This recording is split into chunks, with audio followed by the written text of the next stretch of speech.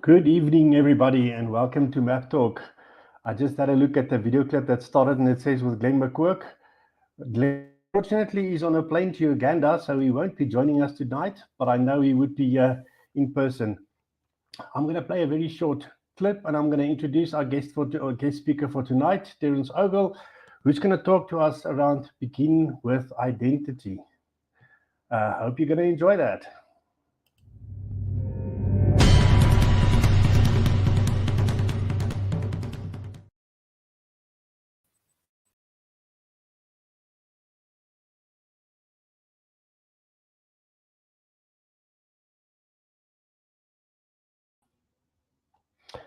It looks like I just lost Terence. Let's give him 2 seconds. I think he'll be online just now. Terence, I can see him. I'm going to add Terence on screen. Over to you, Terence. Henny, thank you very much, and good evening, everyone. Good morning, depending on where you are. It's a real privilege for me to be able to address you using this forum. And as Henny said, the title of my topic today is Begin with Identity. Simon Sinek is one of my favorite authors, and two of the books he wrote. The first was Start with Why, and the second was entitled Finding Your Why.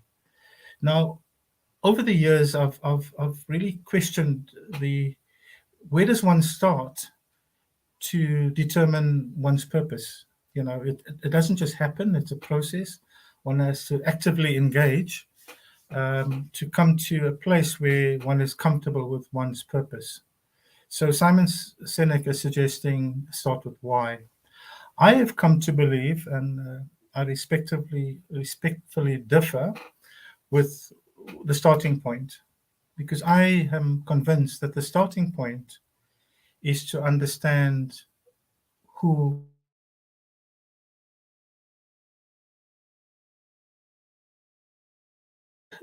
off with the question, who am I?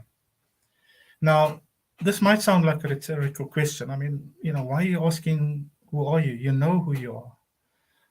But I don't mean identity in the sense that the world identifies us. So I'm not just Terence Ogle. I'm more than that. Okay, so that's the deep question that I need to ask. Who am I? And I'm going to make a declaration right up front. And that declaration is, my views are based on my Christian faith. And I openly declare that I am a Christian. And therefore, my views are based on the Christian faith. So I believe in God. I believe that God created me. He created me in a certain way. And I believe that there are other religions out there and other faiths who have similar beliefs. Not that they believe in God, but they believe that there is someone who created them, created life. Okay. And following on from believing that I was created by God, the best place for me to go then to understand who I am is to the one who created me.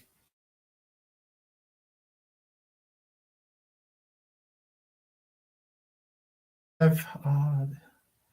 have the scriptures. Sorry, I'm going to pause here. Henny, is the video, Marvin? Can you guys hear me clearly? I'm quickly coming on screen. We can, Terence. It is a little bit delayed. It is stuttering every now and again, but we can hear you. Okay, thank you. Thank you. So the best place to go to understand who I am, the best place to go to understand my identity is in my Creator, is to my Creator. And as I suggested earlier, fortunately, I have all those answers in the scriptures. So I'm not going to go into any depth in scriptures. I just want you to understand where I'm coming from. So from a point of the scriptures, we're told, and in various places in the scriptures, for those who know and follow the scriptures, Psalm 139 says, I am fearfully and wonderfully made. Okay, so that's a good start, to know that I'm wonderfully made. There's mention of me in the scriptures that I was knit together in my mother's womb. So intricate knitting together in the process of creation. Okay, the other foundation that I believe in is that as a human being, I am made up of three parts, right? One is the body, which is easy to identify. It's that part of me that's engaging with you right now. It's the mind, which is also just as easy to identify. That's the area that I reason with, that I make decisions with. And then the third part is the spirit.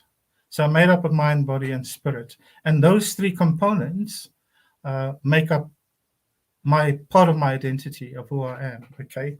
I also believe that, and this is again according to scripture, that the one who created me, God, knew me before I was actually formed in my mother's womb. What that says to me is that I existed before conception and before my human birth. Okay. So as in spirit form, I existed before I was actually conceived and born. Okay. And I also believe that at the end of this life, so after my 66, 70, 80, however many years I'm allotted on this earth, the body dies, but the spirit lives on. Okay. So the question of identity is not just about this life here on earth. In other words, from the time we are born to the time that we die. It's far bigger than that. So for me, the question of identity is really one that has eternal impact. And if something has eternal impact, then I better get to grips with it. And that's why I firmly believe that it's absolutely critical for us to get to understand our identity, who we are. Once we understand who we are, it then becomes much easier to understand why we're here, what we are equipped with, what our purpose is, and where are we heading in this life and beyond. So for me, identity is absolutely critical. In the Map for Life methodology, we have what we call the Wheel of Life. And in the center of that Wheel of Life, there's core beliefs and values, right? Now, I believe core beliefs and values are absolutely important, but they come after identity. Okay, so it's out of identity that one has a set of core beliefs and a set of values. There's one of my favorite stories told of an eagle egg that accidentally fell out of the eagle nest, and fortunately remained intact. A farmer who passed by that way saw the egg and decided to take it home. And he thought, well, what better place to put this egg than in the chicken hatch, where it would be looked after by the hen. So there were already a brood of eggs there. And after a few weeks, the eggs hatched, the eagle together with the chickens. So the eagle grew up with the chickens and did what chickens do, scratched around, flew up a little bit onto a fence, etc. Then one day, this eagle looked up and saw a bird and asked its brother chick, "What is that?" And the chick answered to the eagle, "Oh, don't worry about that. That's an eagle." They fly high above where we fly. They have a view that probably we would never be able to see. Don't even worry about them. They are out of our league. That's an eagle, and the eagle has a special place in life. So what happened with that eagle chick, um, believed that, and for the rest of its life, continued to live with an assumed identity, an identity that had been assumed because of its environment with other chicks, and forfeited its true identity, which was actually to be able to fly, soar high, and do the things that eagles do. Now, the sad thing about life in general is that many of us as human beings forfeit our true identity of who we were made to be, uh, how we were made, and what we are purposed for. And we take on an assumed identity, the identity that the world gives us. You're not good enough. You won't ever achieve that, etc., etc. Rather than, this is who we were created as by a God who created the universe, and this is what we are capable of doing. Um, so my plea to anybody who is listening to this message is, get to understand your identity, who you really truly are, and from that will flow what you are capable of. And this understanding and deep understanding and belief in who you are must move beyond just a head knowledge of who you are to a heart knowledge, a true belief in that is who you are, that's your identity. And because of that, the world is your oyster. You are capable of doing things you never thought you would be capable of doing. So I encourage you, spend some time seeking your true identity. I thank you, and back to Henny. Terence, I'm going to ask you to, if you wouldn't mind, I don't know, Peter, Marvin, just give me a heads up. I lost the last minute or so of what you were saying. It just went offline. So apologies. Can I ask you to maybe just recap your last 2 minutes for the people that missed that as well, please? Okay, so how much of the eagle and the chicken did you get? I got to the point where the eagle saw another eagle flying, and he spoke to his chick brother, and they said, "Listen, that's way above our league." That's basically Right, where I lost it.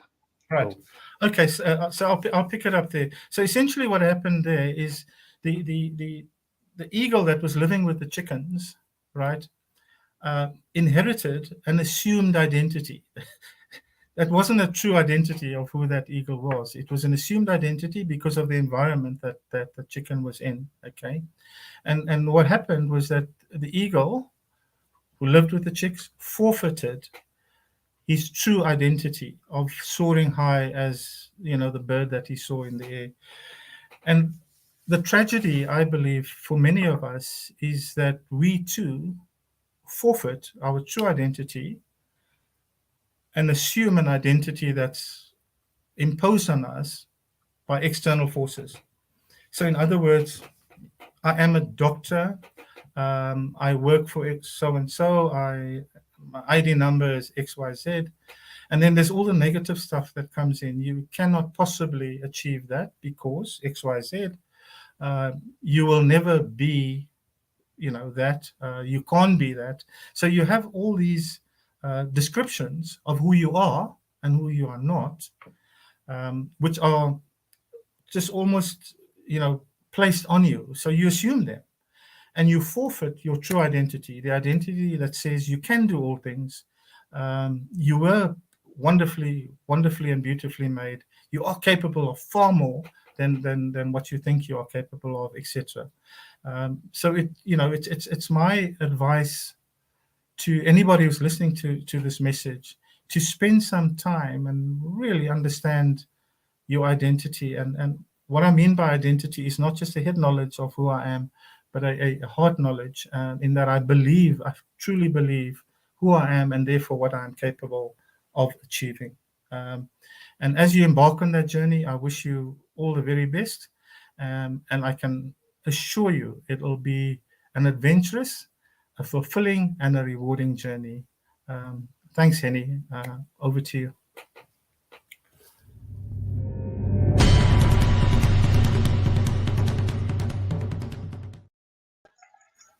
Thank you very much, Terence. That was very inspiring.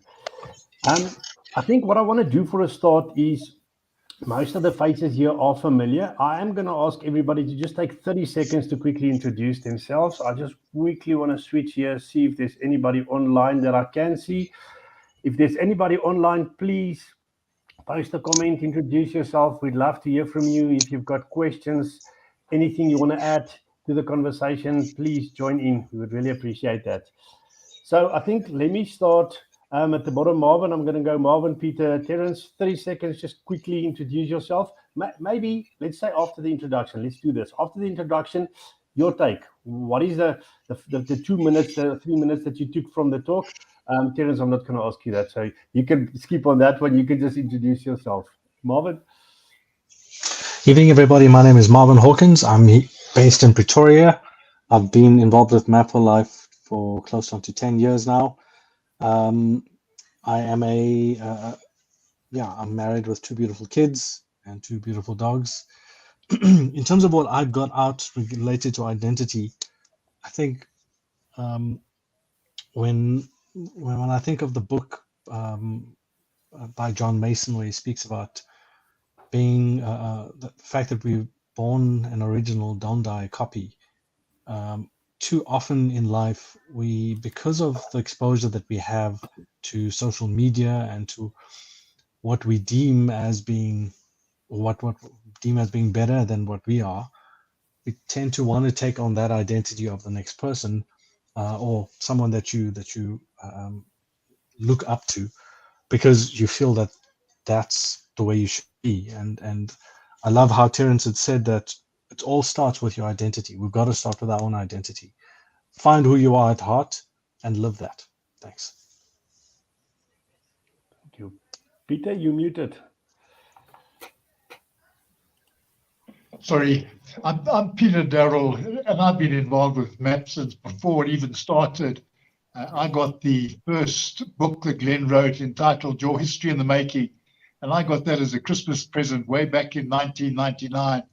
And my journey with MAP led me to other paths. I got involved with an organization called Halftime, and Halftime is about somewhere along the road on our journey, we reach a stage called Halftime where we feel that we're on the wrong journey, and now the map, the ladder we're climbing is leaning against the wrong wall, and we need to readjust it. And then I'm involved with an organization called Christian Businessmen's Connection, and that's about helping people and helping to lead them to where God wants them to be. So my life is taken up with helping people in the second half of their lives and taking them to not only where they want to be, but where their Creator wants them to be. And I just thought, as Terence was talking, how important it is to know our identity. But it's also important to know that one day our human lives is going to come to an end, and a realization that time is in this world is limited is something that we need to be aware of, and something that we should be maximizing and using most of every opportunity. Thank you, Peter. If I can go, my name is Terence Ogle. Yeah, I've been associated with MAP for about 15 years now. Glenn coached me for a while. Since about 2013, I started getting more involved in running MAP cafes, MAP talks, etc. So yeah, I'm pretty much involved in Map for Life, and I use Map for Life as a tool, as a methodology to, as Peter said, influence other people's lives, to get them to lead as purposeful and as meaningful lives as possible. Whilst I myself, strive towards that. It's a journey. I never arrive, but it's about helping others come along with us in this journey. And I'm really passionate about identity, because for me, it's been a breakthrough in my own life. Until I truly understood who I was, I was I was sort of grappling all over, trying to put it together. But now I'm content in knowing exactly who I am and why I'm here. Thanks, Annie. Thank you. Interesting thing that you said, Peter. I read a quote today that I think adds so much value to what you said just now. Time is limited, so stop wasting it by living somebody else's life. And I think that ties in for me a lot with what you said, Terence. What do you think, Marvin? Let me start with you. What do you think? What are the reasons? Why are people wanting to be somebody or something different than they were created to be? I think in life, if you haven't had the right sort of support structure that's constantly encouraging you to be you, you always, and by that I mean, think about schooling time. In schooling time, if you weren't part of the cool crowd, you were kind of the outcast, and as a result, you do what you can to be accepted. So I think a lot of people have continued along that same journey where they're looking to be accepted all the time. And I'm sure we all know the phrase that said we've been created to not to fit in, but to stand out. And the fact that maybe in school, maybe at work, maybe at university, or whatever social circle that you're in, you aren't fully accepted, and you feel this intimidation, you feel this lack of self-confidence, you feel this inferiority complex.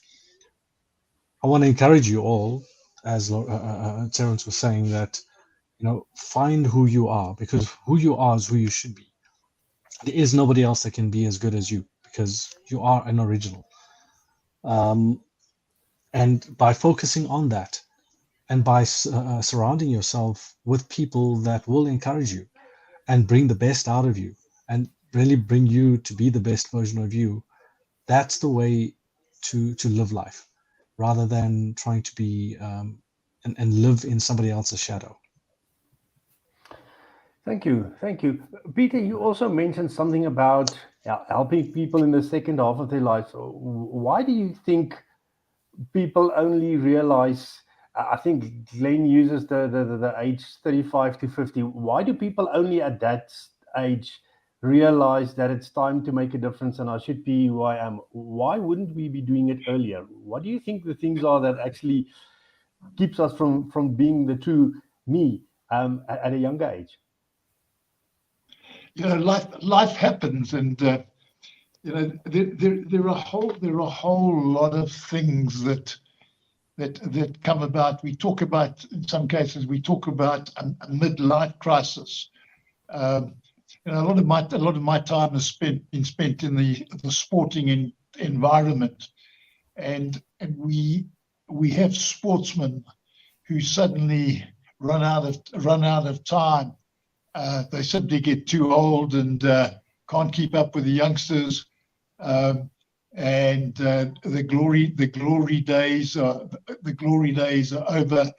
I can think of time I spent with the late Joost van der Westhuizen, and how he spoke about and how his career went. I think of James Small was another one that I had the privilege of spending time with at the end of his career. And how James went through a bad patch. The one day you're everybody's friend, you're everybody's hero, and everybody's clamoring to spend time with you. And then suddenly you're no longer in the team, you've been dropped, and you're yesterday's hero. And adjusting to that sort of life. And sadly, and I talk specifically of James. James was just getting his life back together again, and when he had a massive heart attack and died. And to me, was a very sad story. But we also see it in the business world, where guys reach a certain level and know that they've reached the ceiling, and then start to question: is it all worthwhile? And what do I want to do with the rest of my life?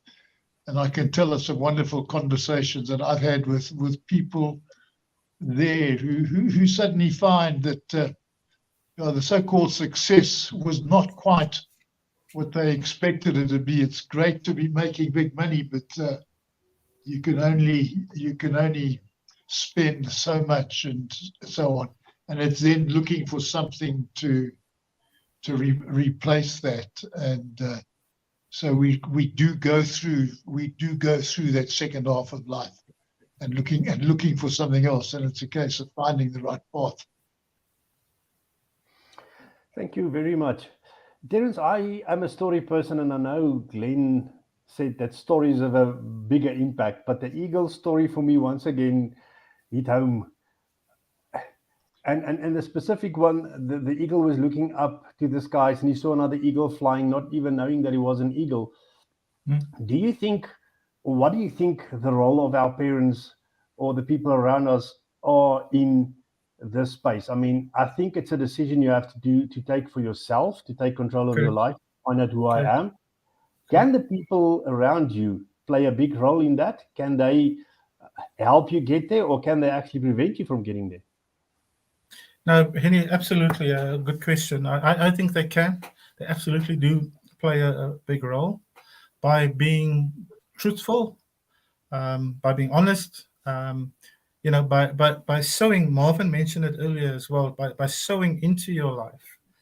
And I think, for me, what is often not gotten across to the younger generation in particular is that there's more to this life than between birth and death.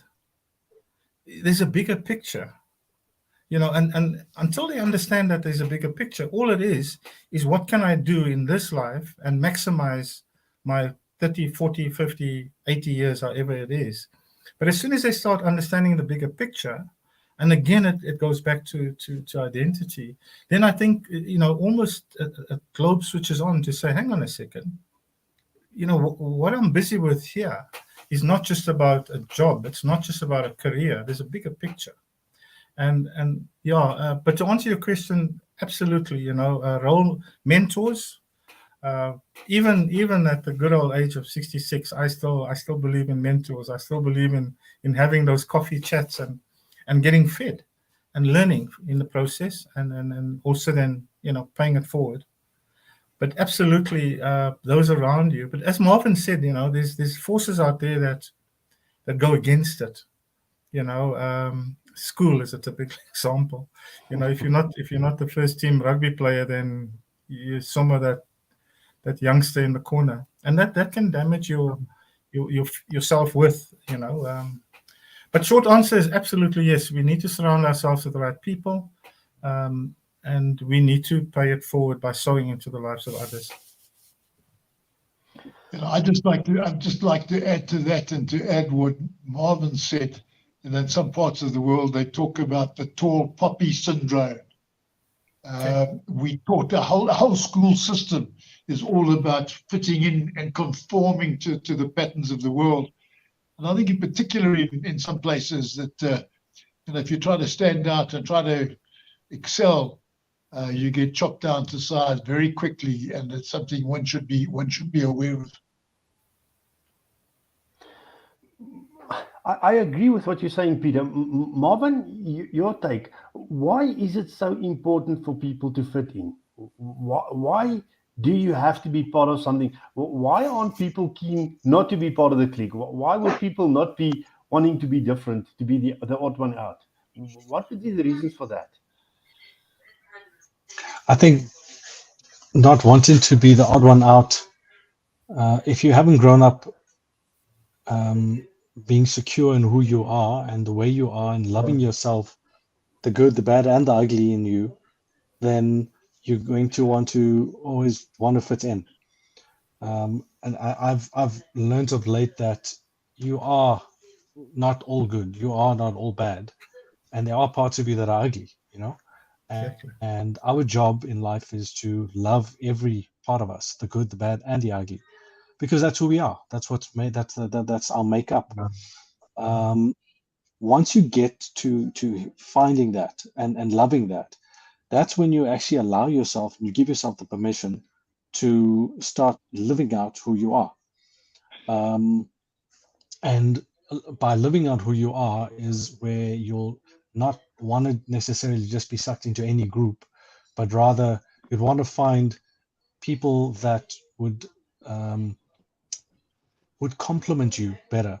The Bible speaks about iron sharpens iron, and what people don't remember, or what people forget with that, is that actually means when two rocks rub against each other, two irons rub against each other, there's a lot of friction. Friction brings heat. Heat brings discomfort.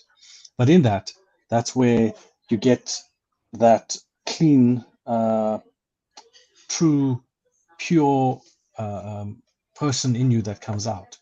And by being associated with the right people, they will rub you so that the best of you comes out. Yeah, that's my response to that. Thank you very much. Good evening, Brenda. I've got Brenda online, and maybe I'm going to read what she said, Peter, and I'm going to ask you to comment on that. Brenda says it's very sad, and oftentimes one gets to be denied resources that enable his or her purpose, only because they are different, though powerful. What is your take on that? Is where you're coming from and resources something that is limited and that will prevent you to become who you are? Or do you need something to be super successful? And maybe successful is the wrong word, to be super significant. Well, I think that's a very powerful question. And I also think I think that it is related to perceptions. I believe that if we step forward in faith, the resources will be supplied. But all too often, we have unexpected ideas about resources, and we just expect the resources to be given to us, and we don't have the faith to believe that those resources will be provided. And I think of the story of Elisha in the jar of oil, and she just believed that the resources would be there, and because of her faith, they were there. And I think that if we go through, we can find lots of other examples of people who started with what they've got and done what they could with what they got. And as they stepped forth in faith, the resources came forth.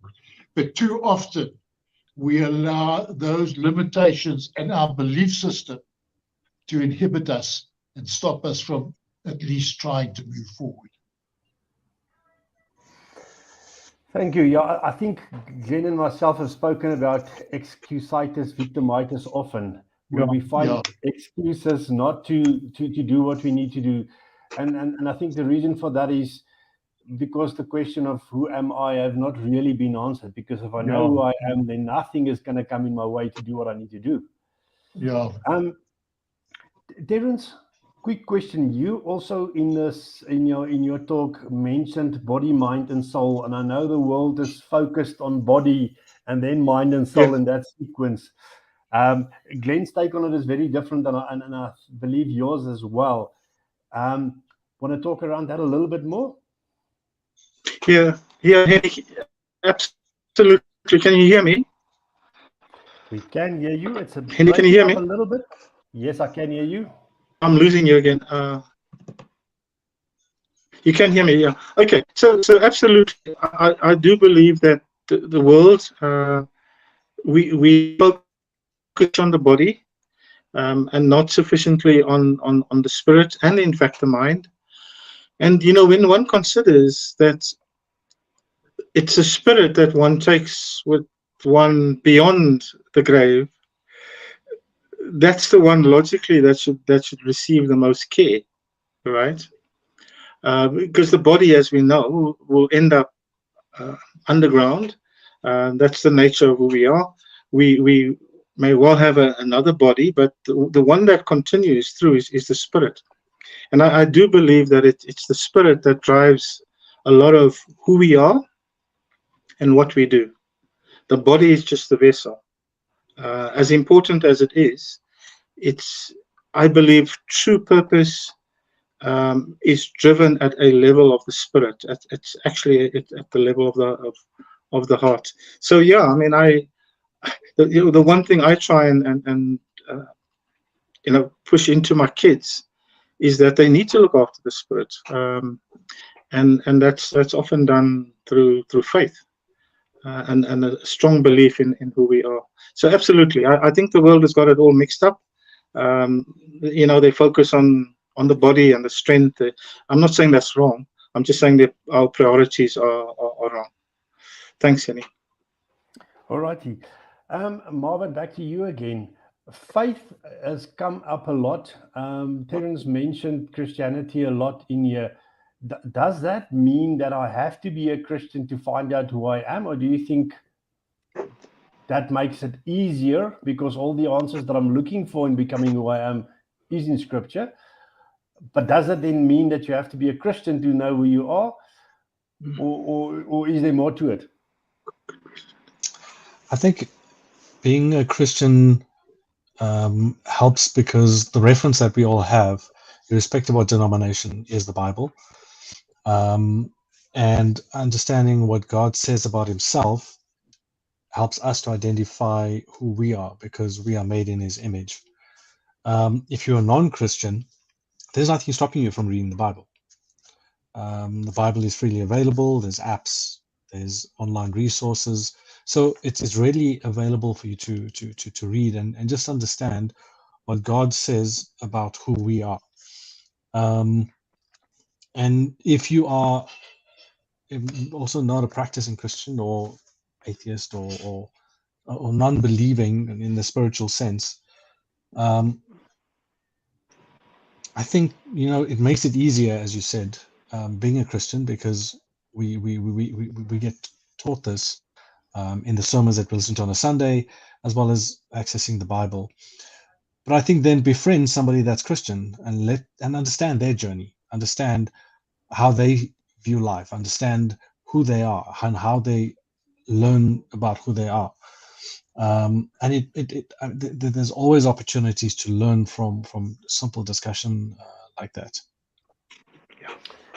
Thank you very much. Can I just be argumentative for the sake of being argumentative? And Yes, because I do believe that there are other religions that teach some similar beliefs, and that there's a question of, I think the key issue is, do you believe in a creator?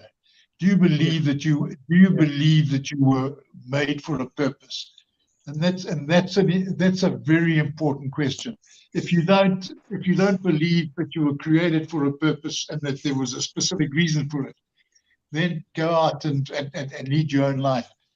But if you believe that there's a creator, and you believe that that gives you a purpose, and I think that I know many folk of other faiths who have beliefs that follow many of the so-called Christian beliefs. And I've got a dear friend who took a long journey all the way around, but to finally find the truth, he had to follow a path which took him into Eastern religions and the like. But he was searching for the truth, and eventually he found the truth. But it was this belief that he was made for a purpose, and that there was a creator who created him. And I think that's the important thing. And I think once again, like Marvin said, it's easy being a Christian, because I don't think we can get a more perfect example from the Bible than Jesus' time on earth. He came down to earth for a very specific purpose.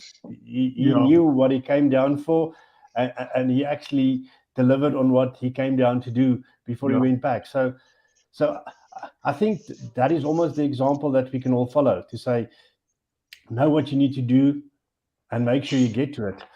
Before I get to you, Terence, I'm going to quickly, Brenda says, thank you so much. This conversation has answered questions that almost derailed me.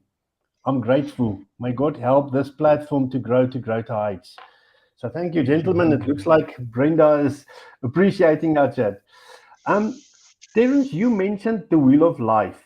In this big picture of getting to know who you are, how important is the balance? I mean, the wheel of life has got the 8 areas the way that we know it. How important is it having all of that in balance?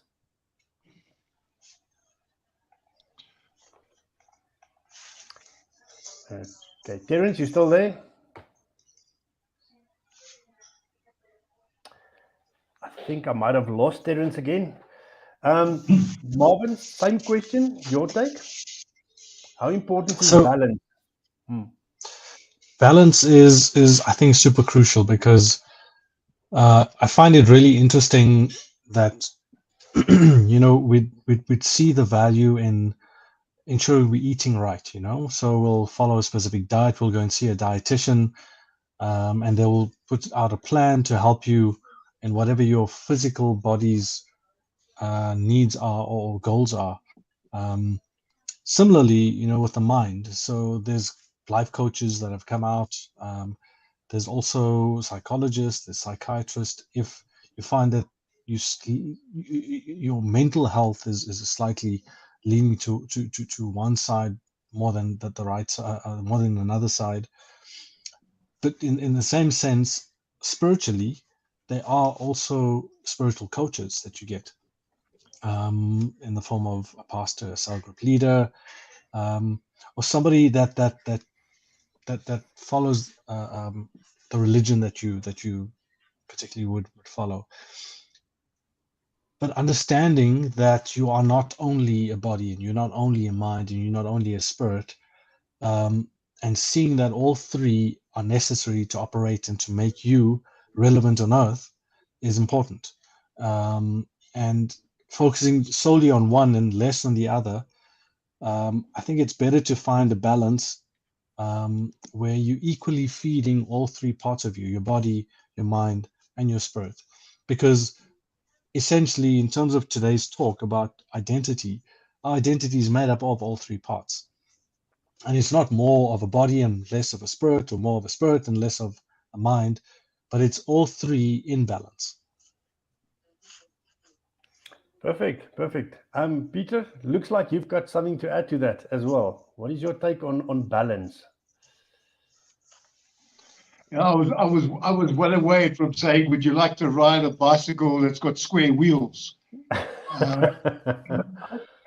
Any way I can look at it, and I think when one looks at the wheel of life from a map for life methodology, we look at 8 areas of a life that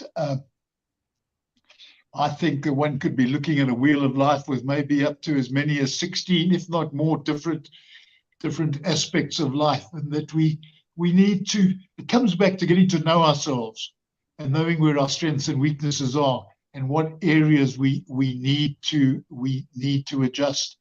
And it may be, just taking Marvin's point, it may be that on the spiritual side, we need to be looking at a number of different aspects there, and refining that area. The same as if from a sporting point of view, that we need to work out in certain areas, and we need to have a wheel of life. Just to be a rugby player, just to be a front row forward, he would need a different wheel for being a front row forward to what a fullback would need. So we need to be looking at those different areas, but it's important to get the balance right, and get those fundamentals right. Yes. I want to share something from my side. So I grew up in a Christian house, and I was a Christian, and I went to church, and I went through everything. Let's call it the everything things we have to do as a Christian when you grow up, etc. I got married, and I had kids, and I took them to church, and I wanted them to learn as well. But then during the last 3-4 years of my life, I sort of felt like I stagnated religiously. I knew what it's about. I still believed, and I was still happy that everything was there. And then I got back into Map for Life, and I started making the changes to say that Map for Life is a lifestyle, and that's all it is. It's a lifestyle that you have to follow. And I sort of put down on paper my purpose, what I needed to do, etc., etc. What is interesting for me is it feels like spiritually I've grown enormously over the last 3-4 months. It feels like if I go to church, if I go anywhere, it almost feels like people are now talking about my purpose. Whatever they're adding to the pot for me is almost saying, that's what you need as well. That's what you need as well. Is that something that we can expect to find going forward, to say, if you've got a purpose, if you know where you are, if you are aiming to be significant, everything that the universe is going to throw us will just make our identity so much stronger? Marvin?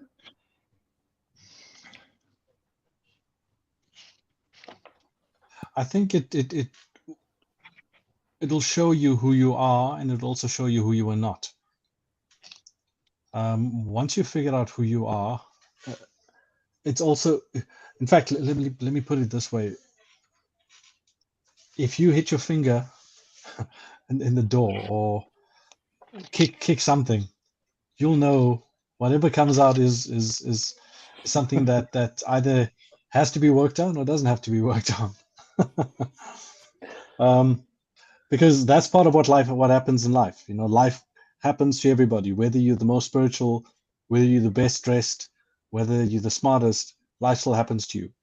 And it's in our response on to that gives us our identity, gives us what we otherwise term as character. Your character traits come out stronger, and I think it's important to make sure that comes out, is that something that you truly identify with? If not, you can change it. If yes, great. As life happens and your character is tested, that's a great opportunity to either learn from it, as in who you are and who you are not, as in also how you respond, so that you can, and especially with people around you that you trust, the feedback that you get from them is a great thing to use. And the last point I want to mention is, as you would also watch this happening to other people, and you want to kind of place a judgment on other people are there in our lives as a reflection, as a mirror. So as you look at other people and wanting to say something about them, you're actually talking about yourself. And if you don't like what's in them, you don't like what's in yourself. So that part of it is something that you've also got to learn to love. And you can change it. It really isn't, no matter how old you are, how young you are, you can change it. What's important is having the right attitude and being open to, and humble to want to see this, accept it, love it, and then we can walk a journey with you to change it. Thanks. Hedy, if I could just come back to almost where you started off with, and you spoke about what Map for Life's done for you. And I think, and I think that so often, we wind up almost in a rut, and we get into a comfort zone, and we spend time there. But with the Map for Life and the methodology, and constantly looking to grow, we find ourselves, and as we work through the process, we find ourselves growing in all the different areas. And where there's growth, there's power. I've got a wonderful little book that I refer to on a regular basis, and it's called Die Empty, and how to unleash your best work every day. and it talks about the slippery slopes of mediocrity and how we can slide down into those by just drifting along aimlessly. And the Map for Life methodology edges us and urges us out of that and puts us onto the right path. So I think that's important. The other little point I just wanted to add to it was when we were talking earlier on, we talk about how we're expected to conform with the patterns of the world. And I just like to, excuse me, quote the scriptures and how we've been told not to conform to the patterns of the world, but to transform ourselves by the renewing of the mind. And I think that should be the goal. And the renewing of the mind is all built around this identity and who we are. If I maybe add to this, Uncle Peter is saying here in terms of using the Map for Life methodology. So there's essentially 5 steps. Step number 1 is knowing where you are. Yeah. I want to actually change that and say, know who you are. Yes. Step number 2 is know where you want to go. And we can change that and say, know who you want to be. Step number 3 is create a plan. And creating a plan doesn't mean you have to do it alone. Creating a plan is surrounding yourself with the right people that are like-minded, or people that you aspire to be like. Not because they have this big following, but rather because you identify with them and that's who you want to be. Step number 4 is start, get going. And start today. Don't wait until tomorrow. Tomorrow's too late. And step number 5 is record the journey. Journaling is so powerful. I started talking about it earlier. It's good to know who you're not and who you don't want to be, because that helps you to see who you want to be. I like the way one can play with the opposites and using that to get to the answer that you're looking for. So I think in a simple way like that, is how Map for Life can be applied, even from an identity perspective. Thanks, Annie. Peter, you want to add to that? No, I think that's just wonderful. It just sums it all up. I just think it's a wonderful way to get the show, a place to end the show. Well done, Marlon. Yeah. Sorry, Terence is not here to wrap it up.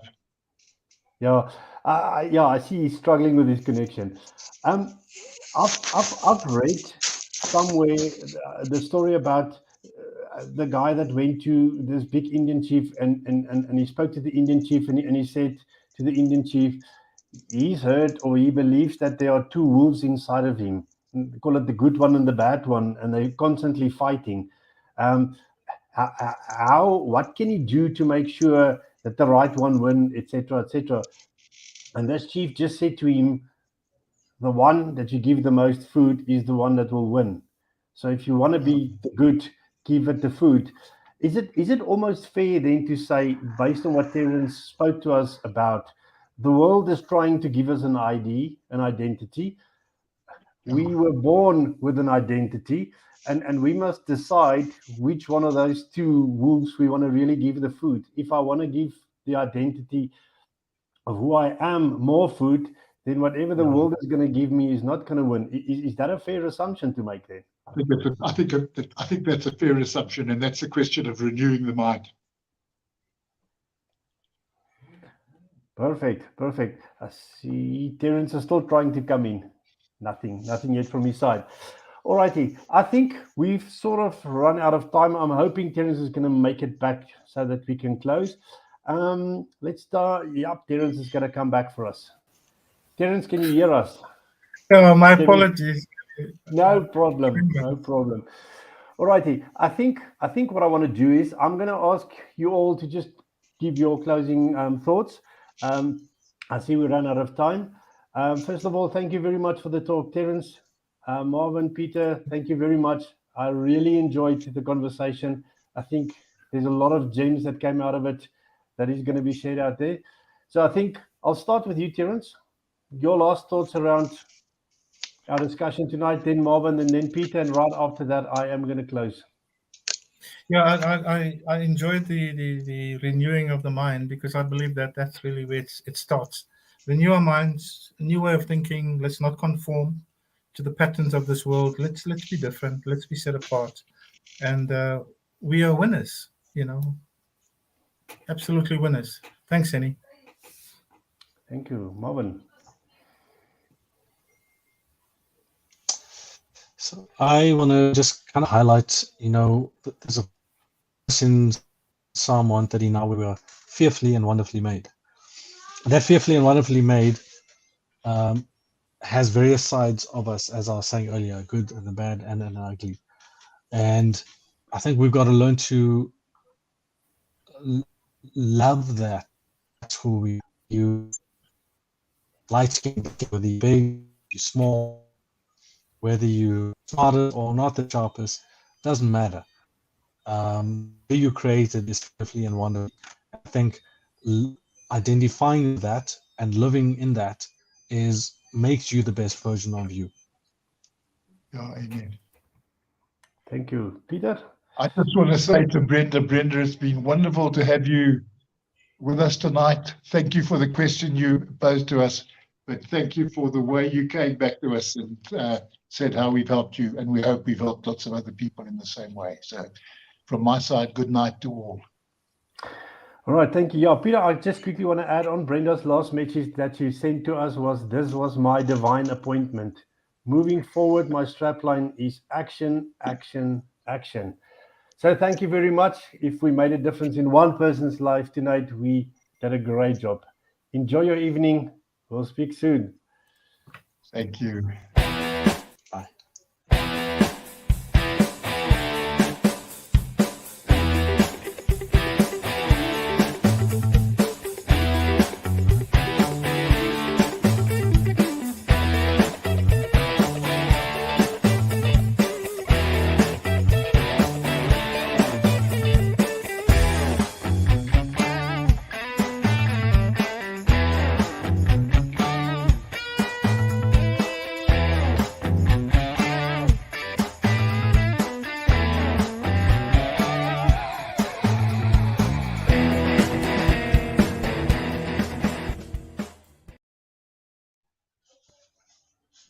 Wow.